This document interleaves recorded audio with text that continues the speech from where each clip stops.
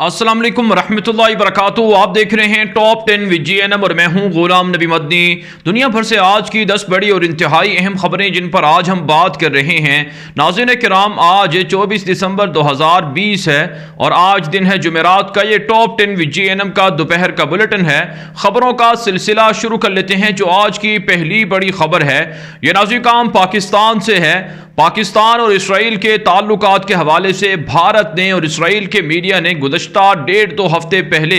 ایک بڑا ہنگامہ کھڑا کیا تھا۔ بھارت کے میڈیا پر مسلسل خبریں نشر ہوتی رہیں۔ پاکستان کے اندر بھی غدار صحافیوں نے اور اسی طرح سے NGOs نے اور جو فنڈڈ صحافی ہیں یا میڈیا نیٹ ورک ہیں انہوں نے بھی پاکستان اور اسرائیل کے تعلقات کے حوالے سے خبریں چلائیں اور عالمی سطح پر یہ خبریں گردش ہوتی رہیں کہ شاید ایشیا کا سب سے بڑا مسلمان ملک پاکستان ہے جو ایک طرح سے اسرائیل کو تسلیم کرنے جا رہا ہے۔ لیکن ناظرین کرام، اسرائیل کی کیبنٹ کے اندر جو منسٹر کے عہدے پر فائز ہیں انہوں نے اپنے ایک تازہ انٹرویو کے اندر یہ کہہ دیا ہے کہ پاکستان اسرائیل کے ساتھ کسی بھی صورت تعلقات نہیں بنا رہا ہے اور نہ ہی اسرائیل پاکستان کے کسی عہدیدار سے ملا ہے اور نہ ہی کسی پاکستانی عہدیدار نے اسرائیل کا وزٹ کیا ہے اور نہ ہی اسرائیل اور پاکستان کے درمیان اس طرح کے معاملات چل رہے ہیں۔ بلکہ اس وزیر نے تو یہ تک کہہ دیا ہے کہ ٹرمپ کے جانے تک کہ شاید کوئی اور ملک بھی اسرائیل کو تسلیم نہیں کرے گا اور ٹرمپ کے بعد صورتحال یکسر تبدیل ہو جائے گی۔ ناظرین کرام، اس سے آپ اندازہ لگا سکتے ہیں کہ دنیا کے اندر پاکستان کو اسرائیل کے نام پر کس طرح سے ٹارگٹ کرنے کی کوشش کی جاتی رہی۔ حالانکہ پاکستان کی حکومت کا، افواج پاکستان کا اور عوام کا موقف واضح ہے کہ پاکستان کسی بھی صورت اسرائیل کو تسلیم نہیں کرے گا۔ اب خود اسرائیل کے میڈیا نے اس بات کا اعتراف کر لیا ہے، اسرائیلی وزیر نے اعتراف کر لیا ہے، جس سے واضح ہو جاتا ہے کہ جو جھوٹے غدار صحافی تھے یا جھوٹے میڈیا نیٹ ورک تھے یا جو جھوٹی خبریں چلانے والے لوگ تھے ان کی اصل حقیقت واضح ہو جانی چاہیے کہ وہ کس طرح سے پاکستان کے اندر بدامنی کو، خانہ جنگی کو فروغ دینے کے لیے اس طرح کی من گھڑت خبریں چلاتے رہے ہیں۔ اس کے علاوہ ناظرین کرام، اطلاعات سامنے آ رہی ہیں کہ پاکستان کے اندر اقلیتی جو برادری ہے ان کے جو ذمہ دار ہیں، سربراہ ہیں، بالخصوص ہندوؤں کے، انہوں نے کہا ہے کہ بھارت کے اندر جو پاکستان سے گئے ہوئے ہندو ہیں ان پر ظلم ہو رہا ہے، تشدد ہو رہا ہے۔ راجستھان کے اندر 10 سے زائد ہندوؤں کو قتل کر دیا گیا تھا۔ اسی طرح سے جو بیشتر ہندو پاکستان سے ہجرت کر کے بھارت گئے ہیں ان کی صورتحال بھی بہتر نہیں ہے، لہٰذا اب وہ واپسی کے لیے پاکستان آنا چاہتے ہیں۔ پاکستان ان کے ساتھ تعاون تو کر رہا ہے لیکن بھارت نہیں کر رہا، جس سے واضح ہو جاتا ہے کہ بھارت کس طرح سے اقلیتوں پر ظلم کرتا ہے۔ آگے بڑھتے ہیں، جو آج کی دوسری بڑی خبر ہے یہ افغانستان کے معاملات کے حوالے سے ہے۔ ناظرین، امریکہ کے سیکرٹری دفاع نے افغانستان کا دورہ کیا ہے۔ جو حالیہ ایکٹنگ سیکرٹری دفاع ہیں، کرسٹوفر ملر ان کا نام ہے، انہوں نے افغانستان کے اندر دورہ کیا، افغان صدر اشرف غنی سے ملاقات کی اور دیگر فوجی عہدیداروں سے ملاقاتیں کی اور اشرف غنی کو ٹرمپ کا پیغام پہنچایا ہے کہ رکاوٹیں کھڑی نہ کی جائیں اور جو امریکی فوجی انخلا ہے اسے مکمل طور پر پرامن طریقے سے ہونے دیا جائے اور طالبان کے نام پر اگر امریکیوں پر کوئی حملہ اشرف غنی حکومت نے کروایا تو پھر اس کا نقصان بھاری اٹھانا پڑے گا اور اس کا خمیازہ بھی اشرف غنی کو بھگتنا پڑے گا، بھاری قیمت ادا کرنا ہوگی۔ ساتھ ساتھ ناظرین، آج امریکہ کے سیکرٹری دفاع نے افغانستان کے اندر جو امریکی فوجی اڈے ہیں جہاں پر فوجی موجود ہیں وہاں کا دورہ کیا ہے، وہاں فوجی عہدیداروں سے ملاقاتیں کی ہیں اور امریکہ کے سیکرٹری دفاع نے کہہ دیا ہے کہ جو فوجیں سب سے پہلے افغانستان کے اندر آئی تھی، جو فوجی دستے آئے تھے، وہی فوجی دستے اب آخر میں افغانستان سے انخلا کریں گے۔ کہا جاتا ہے ناظرین کرام کہ امریکہ 2021 میں اپریل تک مکمل فوجی انخلا کر لے گا اور اس وقت بھی امریکہ کی فوجیں 5000 سے کم کر کے تقریباً 2500 کے لگ بھگ ہو چکی ہیں۔ مسلسل فوجی انخلا جاری ہے، جبکہ ناظرین کرام امریکہ کے جو فوج کے سربراہ ہیں افغانستان کے اندر جنرل اسکاٹ ملر، انہوں نے کہا ہے کہ افغانستان کی صورتحال کو بہتر ہونا چاہیے، کنٹرول میں ہونا چاہیے۔ افغانستان کے اشرف غنی حکومت سے اور طالبان سے وہ رابطے میں ہیں اور دونوں کو جنگ بندی پر قائل کرنے کی کوشش کر رہے ہیں، جبکہ ناظرین کرام اشرف غنی حکومت کی جانب سے طالبان کے نام پر، امارت اسلامیہ کے نام پر جعلی پوسٹر لگائے جا رہے ہیں، خبریں چلائی جا رہی ہیں کہ افغان طالبان نے کہہ دیا ہے کہ اب امریکی افواج پر بڑے بڑے حملے ہوں گے، جبکہ امارت اسلامیہ نے اس کی شدید مذمت کی ہے۔ امارت اسلامیہ کے ذرائع ابلاغ بتاتے ہیں کہ انہوں نے امریکی افواج پر حملہ کرنے کا کوئی اعلان نہیں کیا ہے، جھوٹی من گھڑت خبریں ہیں۔ دراصل امریکہ اور طالبان کے درمیان جو ایگریمنٹ ہے اس کو سبوتاژ کرنے کے لیے دشمن عناصر اس طرح کی سازشیں کر رہے ہیں، جبکہ ناظرین کرام الامارہ جو افغانستان کی طالبان کی امارت اسلامیہ کی ویب سائٹ ہے اس کی رپورٹ کے مطابق تازہ کارروائیوں میں 17 کابل فوجی ہلاک ہوئے ہیں، متعدد زخمی ہوئے ہیں اور طالبان کی فتوحات کا سلسلہ جاری ہے، جبکہ کابل حکومت کے ذرائع ابلاغ بھی بتا رہے ہیں کہ طالبان کے خلاف ان کے آپریشن کامیابی سے آگے بڑھ رہے ہیں۔ آگے بڑھے ناظرین، جو آج کی تیسری بڑی خبر ہے یہ مقبوضہ کشمیر سے ہے۔ ناظرین، مقبوضہ کشمیر کے اندر بھارتی فوج کی درندگی کا سلسلہ جاری ہے۔ بارہمولہ سے آج پھر سرچ آپریشن کے نام پر جعلی انکاؤنٹر کے اندر مزید 2 کشمیریوں کو شہید کر دیا گیا ہے۔ تازہ رپورٹس جو سامنے آ رہی ہیں اس میں کہا جا رہا ہے کہ مسلسل نہتے کشمیریوں پر حملے ہو رہے ہیں۔ کل بھی 6 کشمیریوں کو گرفتار کیا گیا اور آج بھی ناظرین 2 کشمیریوں کو کہا جاتا ہے انکاؤنٹر کے اندر شہید کر دیا گیا ہے، جبکہ مجاہدین کے حملوں کا سلسلہ بھی جاری ہے۔ کل ایک بڑا گرینیڈ حملہ ہوا تھا جس میں بھارتی فوج کے 3 اہلکار مارے گئے تھے اور متعدد زخمی ہوئے تھے۔ اس کے علاوہ ناظرین مقبوضہ کشمیر کے اندر آج ایک نوجوان کی لاش بھی ملی ہے جسے تشدد کر کے بھارتی فوج نے شہید کیا ہے۔ اس کے علاوہ ناظرین اطلاع سامنے آ رہی ہیں کہ پاکستان کے وزیر خارجہ شاہ محمود قریشی نے کہا ہے کہ مقبوضہ کشمیر کے اندر بھارت کے جو منصوبے تھے وہ سب ناکام ہو چکے ہیں۔ پاکستان نے دنیا بھر کے اندر کشمیر کے حوالے سے بھارت کو بے نقاب کر دیا ہے اور بھارت دنیا بھر کے اندر رسوا ہو کر رہ گیا ہے۔ پاکستان کشمیریوں کی حمایت جاری رکھے گا اور ہر سطح پر، ہر پلیٹ فارم پر کشمیریوں کا مقدمہ لڑتا رہے گا۔ آگے بڑھے ناظرین، جو آج کی چوتھی بڑی خبر ہے یہ ناظرین بھارت اور چین کے درمیان بڑھتی ہوئی کشیدگی اور بھارت کے جنگی جنون کے حوالے سے ہے۔ ناظرین بھارتی میڈیا رپورٹس دے رہا ہے کہ بھارت کے خلاف اور پاکستان کے خلاف مشترکہ طور پر تیاریوں کا سلسلہ جاری ہے۔ بھارتی نیوی کو جہاں تیسرا جو ایئر کرافٹ کیریئر ہے وہ دیا جا رہا ہے، وہیں بھارتی نیوی کے لیے باقاعدہ جنگی بحری جہاز بھی مہیا کروائے جا رہے ہیں اور جدید میزائل بھی خریدے جا رہے ہیں۔ ایک تازہ رپورٹ کے مطابق بھارت اسرائیل سے مزید جو اسپائک 2000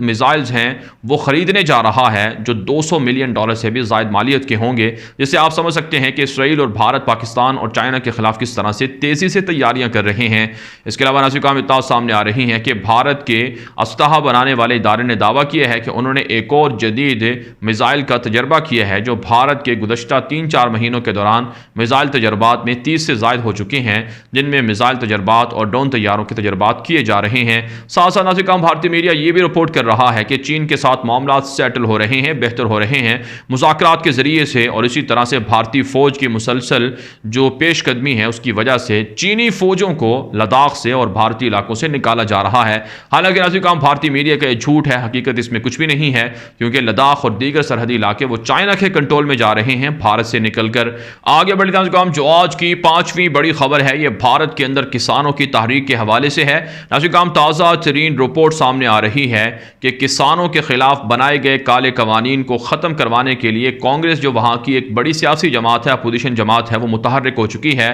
آج کانگریس کے وفد نے جو بھارت کے صدر ہیں ان سے ملاقات کی ہے اور انہوں نے کہا ہے کہ کسانوں کے خلاف بنائے گئے کالے قوانین واپس کیے جائیں ورنہ بھارت ٹکڑے ٹکڑے ہو جائے گا، برباد ہو جائے گا۔ اسی حوالے سے ناظرین اپوزیشن کے جو لیڈر ہیں راہل گاندھی، انہوں نے ایک بیان میں کہا ہے کہ جب تک کالے قوانین کو واپس نہیں لیا جائے گا کسان احتجاج اور دھرنا ختم نہیں کریں گے۔ کہا جاتا ہے کہ اپوزیشن جماعتیں بھارتی سکھوں کی کسانوں کی حمایت کر رہی ہیں، یہی وجہ ہے ناظرین اب مودی حکومت مجبوراً کسانوں کے سامنے جھکنے پر تیار ہو رہی ہے۔ کہا جاتا ہے کہ مودی کو خطرہ ہے یا تو ان کی کرسی ختم ہو جائے گی، اقتدار ختم ہو جائے گا، یا انہیں پھانسی دے دی جائے گی، یا جلاؤ گھراؤ ہوگا اور بہت سے لوگ مارے جائیں گے۔ اس لیے اب مودی مجبوراً بڑے بڑے بجٹ کا پروجیکٹس کا بھی اعلان کر رہے ہیں اور کالے قوانین ختم کرنے پر بھی کسی حد تک راضی ہو چکے ہیں۔ اس کے علاوہ ناظرین اطلاع سامنے آ رہی ہیں کہ کسانوں کی گرفتاریوں کا سلسلہ بھی جاری ہے، ان کو دہشت گرد قرار دے کر پاکستان کا ISI کا ایجنٹ قرار دے کر گرفتار کیا جا رہا ہے۔ آگے بڑھے ناظرین، جو آج کی 6ٹھی بڑی خبر ہے یہ ناظرین ترکی سے ہے۔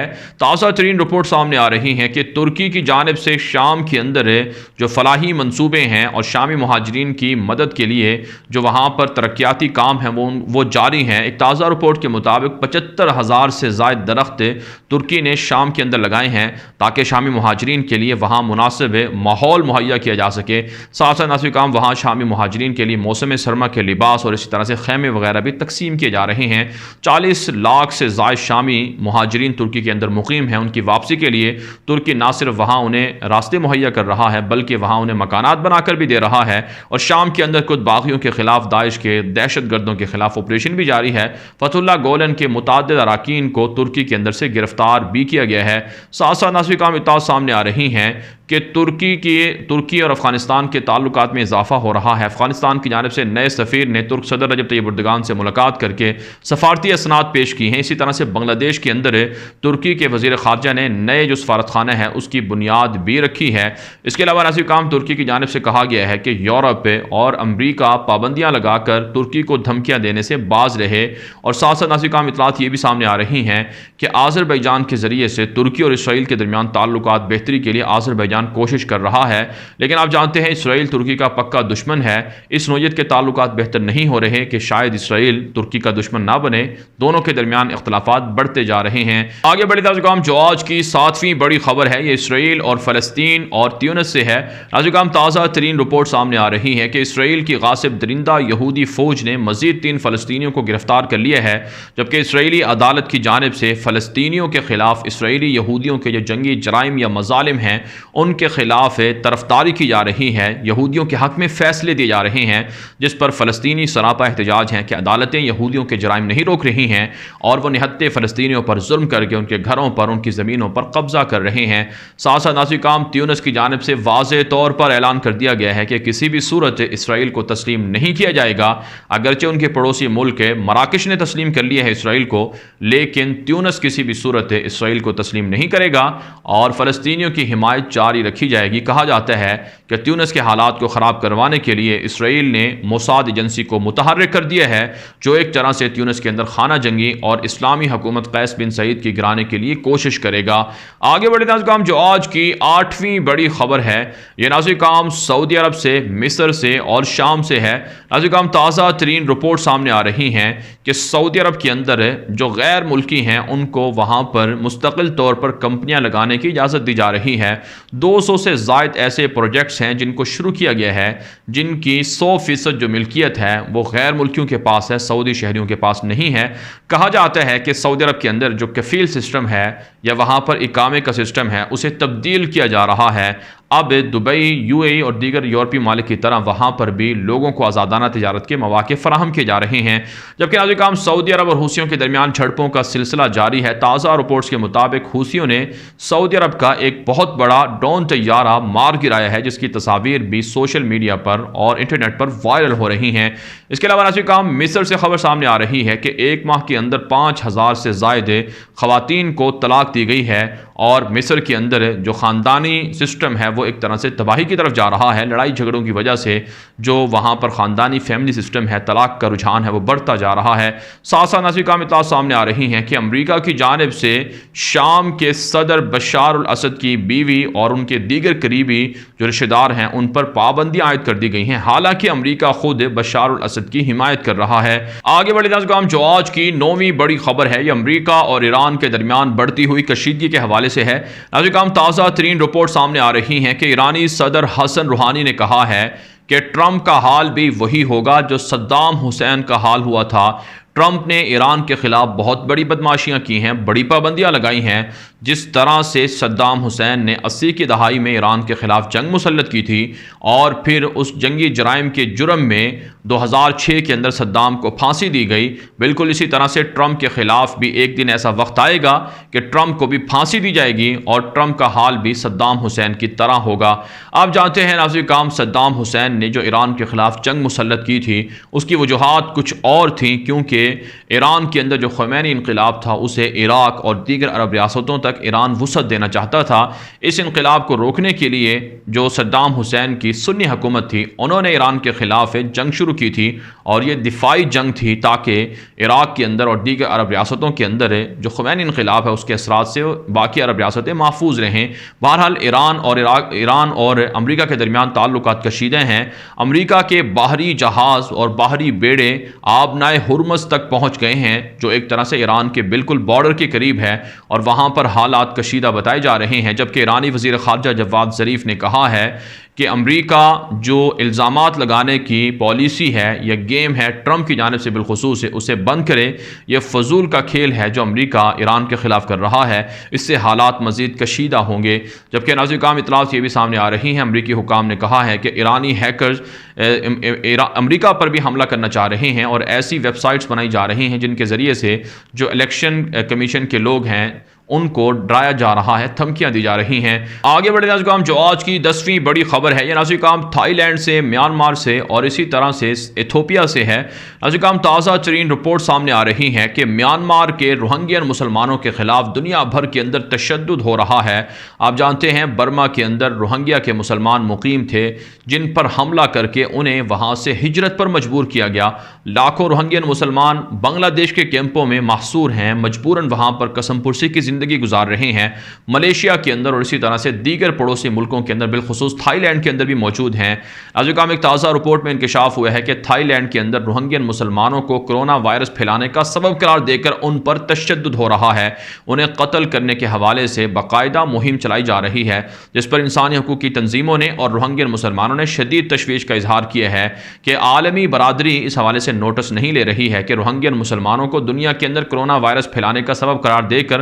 ان کو مارا جا رہا ہے، ان کو قتل کرنے کے حوالے سے لوگوں کو اکسایا جا رہا ہے۔ آپ جانتے ہیں ناظرین کرام، بھارت کے اندر بھی اسی طرح سے روہنگین مسلمانوں پر ظلم ہو رہا ہے اور دیگر ریاستوں کے اندر بھی، لہٰذا OIC کی، پاکستان کی، ترکی کی اور دیگر ملکوں کی ذمہ داری ہے کہ وہ روہنگیا کے مظلوم مسلمانوں کے حق میں حمایت کریں اور ان کے ساتھ تعاون کریں اور ان کے جو مسائل ہیں انہیں حل کیا جائے۔ ساتھ ساتھ ناظرین کرام، ایتھوپیا کے اندر ایک مسلح شخص نے 100 سے زائد لوگوں کو فائرنگ کر کے قتل کر دیا ہے۔ افریقی ممالک کے اندر بدامنی اور خانہ جنگی کے پیچھے استعماری طاقتیں یورپ، مغرب اور امریکہ ہے، انہیں وہاں سے نکالنا بہت ضروری ہے۔ بہرحال ناظرین کرام، دنیا بھر سے تھے آج کی 10 بڑی خبریں۔ ان خبروں کے حوالے سے آپ کی کیا رائے ہے؟ اپنی رائے کامنٹ کے ذریعے سے ضرور ہم تک پہنچائیں۔ مزید خبروں کے لیے آپ ہمارے ٹویٹر اکاؤنٹس دنیا میرے آگے اور غلام نبی مدنی فالو کر سکتے ہیں۔